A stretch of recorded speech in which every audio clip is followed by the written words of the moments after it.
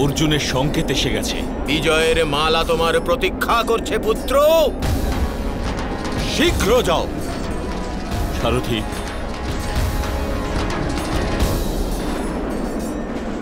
কালকে ছলনার উত্তর আজ আপনাকে দেব মদ্ররাজ।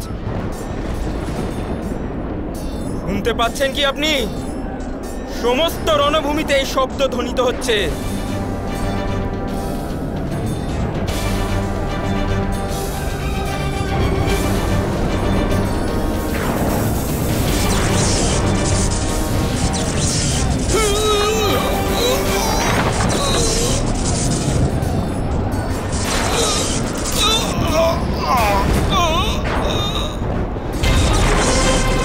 রথ আমাদের গুহের মধ্যভাগে নিয়ে চলো সারথি। যেখানে ধোঁয়াশা থাকে সেখানে যুদ্ধ করা উচিত নয়। শীঘ্র রথ ধরাও। রণভূমিতে আর কি কি ঘটে চলেছে সঞ্জয়? তুমি আমাকে কিছু বলছো না কেন সঞ্জয়? রণভূমির কিছুই দৃষ্টিগোচর হচ্ছে না মহারাজ।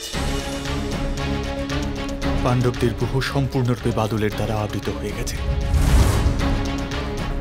রাজকুমার অর্জুনের অলৌকিক অস্ত্র সমগ্র রণভূমিতে ভ্রম সৃষ্টি করেছে মহারাজ।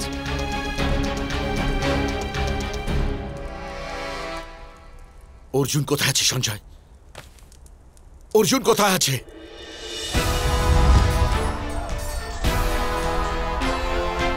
এই বিজয় অভিমুখে দ্বিতীয় পদক্ষেপ ফেলার সময় উপস্থিত।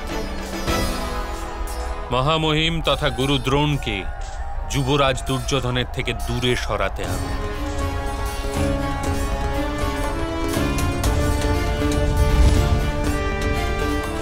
ভ্রাতা যুধিষ্ঠির, আপনি প্রস্তুত আছেন তো? না বাসুদেব, আমার মন মানছে না। আমি আপনাকে পূর্বেই বলেছিলাম ভ্রাতা যুধিষ্ঠির যে মহামহিমের বন্ধন তথা ওনার দুর্বলতা হস্তিনাপুরের দুর্গ। আপনি যদি হস্তিনাপুরের ওপর আক্রমণ করেন তাহলে মহামহিম রণভূমি পরিত্যাগ করে অবশ্যই আপনাকে অনুধাবন করবেন। কিন্তু যুদ্ধ কেবল এই ভূমিতেই লড়া হবে, এটাই আমরা নির্ণয় করেছিলাম। সামন্ত পঞ্চকের এই প্রদেশ পঞ্চ সরোবরের মধ্যভাগে। পঞ্চ সরোবরই এই প্রদেশের সীমারেখা, তা অতিক্রম করে যুদ্ধ করা যায় না।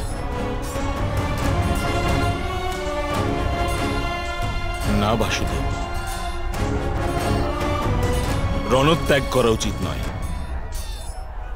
রণত্যাগও এক প্রকার বুহ স্বরূপ ভ্রাতা যুধিষ্ঠির। একেও আপনি এক প্রকার বুহই মনে করতে পারেন।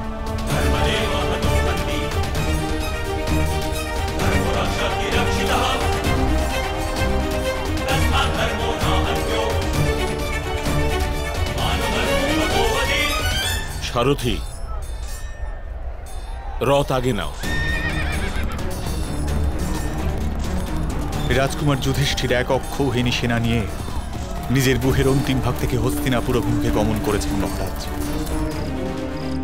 যুধিষ্ঠির হস্তিনাপুরের দিকে কেন? এবার তৃতীয় পদক্ষেপ ফেলার সময়। ভ্রাতা ভীম, ভ্রাতা যুধিষ্ঠির হস্তিনাপুরের উপর আক্রমণ করতে যাচ্ছেন। এই সংবাদটা কি আপনি দুঃশাসনকে প্রদান করবেন না? অবশ্যই বাসুদেব, ওই গর্ধবকে আমার এই গদা সংবাদ দেবে।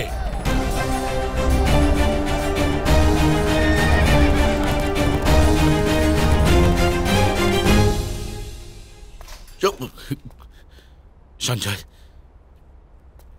সঞ্জয়, রণভূমিতে আর কি কি ঘটনা ঘটছে?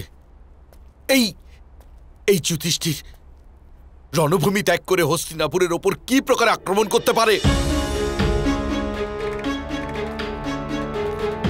বিজয়ের লালসায় ধর্মের বলি চড়ানোই হয় মহারাজ।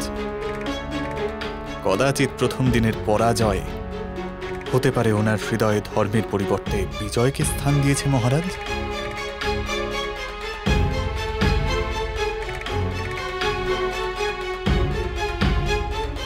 সঞ্জয়, ভীম কোথায় এখন?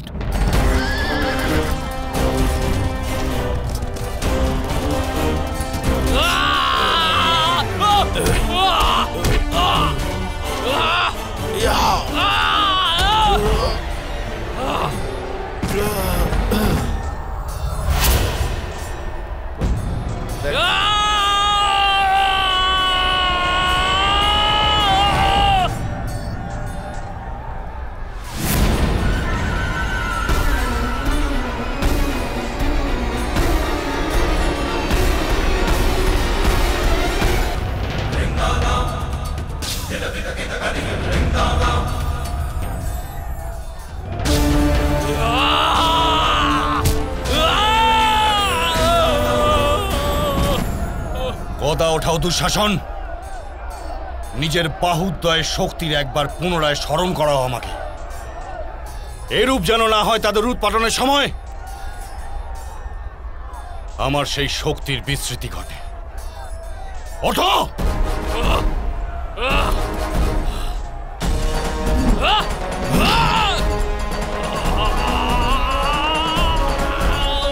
মহারাজ বিরাট, আপনি জ্যেষ্ঠের সাহায্য হয়তো হস্তিনাপুর অভিমুখে প্রস্থান করুন। এখানে দুঃশাসনের সহায়তার জন্য আমি আছি।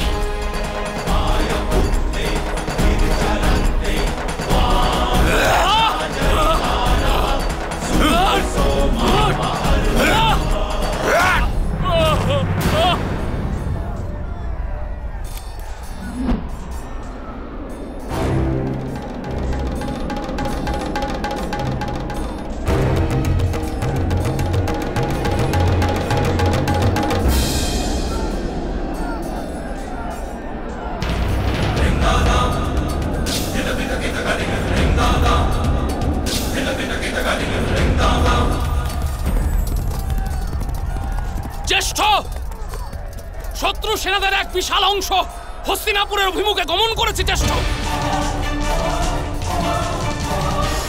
আর তাদের অগ্রভাগে ভ্রাতা যুধিষ্ঠির আছে। অবশ্যই ওরা হস্তিনাপুরের ওপর আক্রমণ করতে যাচ্ছে বাছা আমার। তবে তো পিতামহকে শীঘ্রই যুধিষ্ঠিরের পশ্চাতে যেতে হবে হস্তিনাপুরের সুরক্ষার জন্যে। কিন্তু সামন্ত পঞ্চকের সীমানার বাইরে যুদ্ধ করা অধর্ম, আর ভ্রাতা যুধিষ্ঠির কদাপি অধর্ম করতে পারেন না। গাভীর ল্যাজে যদি বারবার আঘাত করো বাছা আমার, তবে গাভীও শিং দিয়ে আঘাত করে। যদি পরাজয় দেখা যায় তবে যুধিষ্ঠির অধর্ম অবশ্যই করবে। অসম্ভব।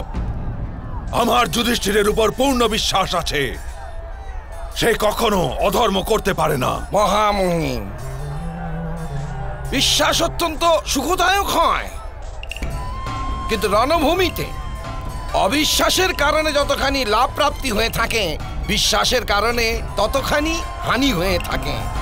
মামাশ্রী যথার্থ বলছেন পিতামহ। আমরা কি দুধ ক্রীড়া করতে পারি? যদি আপনার বিশ্বাস ভঙ্গ হয় আর যুধিষ্ঠির হস্তিনাপুর গিয়ে মহারাজের বধ করে দেয়, তখন কি করবেন আপনি? এটা আমার আদেশ পিতামহ, আপনি যুধিষ্ঠিরের পশ্চাতে যান। কিন্তু এখানে তোমাকে রক্ষা কে করবে? এখানে আমার বাছা দুর্যোধনের সুরক্ষার জন্য অনেক মহারথী আছে, মহামহিম ভীষ্ম। কিন্তু ওখানে যুধিষ্ঠির একাই আছে, আর আপনি এই সময়েই যুধিষ্ঠিরকে বধ করতে পারেন। আমি আদেশ দিচ্ছি পিতামহ, আপনি যুধিষ্ঠিরের পশ্চাতে যান আর হস্তিনাপুরকে রক্ষা করুন। আর সুযোগ পাওয়া মাত্রই যুধিষ্ঠিরের বধ করে দেবেন।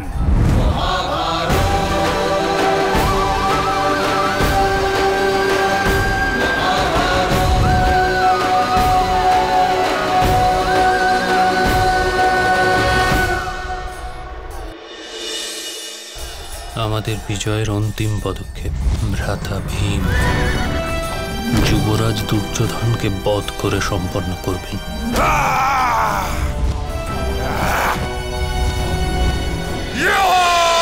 মহাভারত।